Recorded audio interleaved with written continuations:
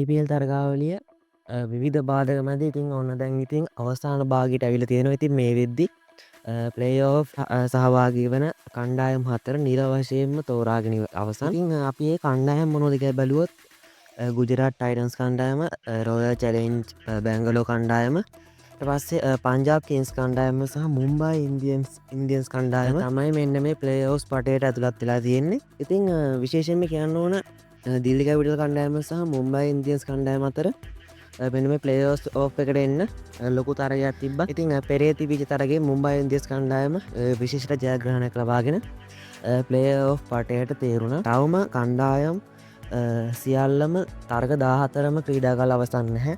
ඒ කණ්ඩායමකට තර්ග 14ක් තියෙන ක්‍රීඩා කරන්න. ඉතින් ගුජරාට් ටයිටන්ස් කණ්ඩායමට එක තරගයක්, ඒවගේ මාර්සී කණ්ඩායමට RCB කණ්ඩායමට තර්ග දෙකක්, පංජාබ් කිංස් කණ්ඩායම තර්ග දෙකක් සහ මුම්බයි ඉන්දියස් කණ්ඩායම තවත් එක තරගයක් තියෙනවා මෙන්න මේ ප්ලේෝස් ඕ් වටයට කලින් ක්‍රීඩා කරන්න. මෙන්න මේ තරක් කිහිපය ගොඩක් වැදගත්වන මෙන මේ කණ්ඩෑමලට එක දෙක ස්ථානවලට එන්න.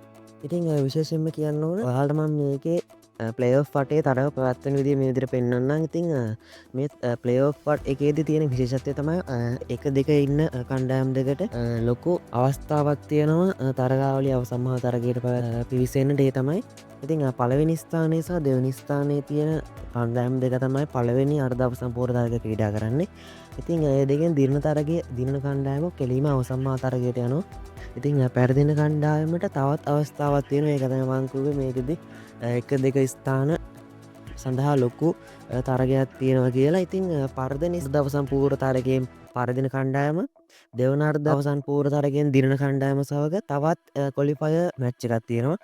අන්න ඒ තරගෙන් දිරණ කණ්ඩායම සමයි අවසානයේදී පලවෙනි අර්දවසන් පූර තරගෙන් දිරණ කණ්ඩෑම සමඟ අවසම්මා තරගේ සඳහා පිවිසෙන්නේ. ඉතිං විශේෂම කියන්න ඕන පලවෙනි අර් දවසන් පූරයෙන්නේ යි 29 වෙනිද වෙන එක තියෙන්නේ මැයි 30 වෙනිද. ඊට පස්සේ කොලිපයට්ටුව එක තියෙන්නේ ජුනි පලවෙනි දිවස අවසම්මහා තරගේ තියෙන්නේ ජූලි 3 වෙනිද.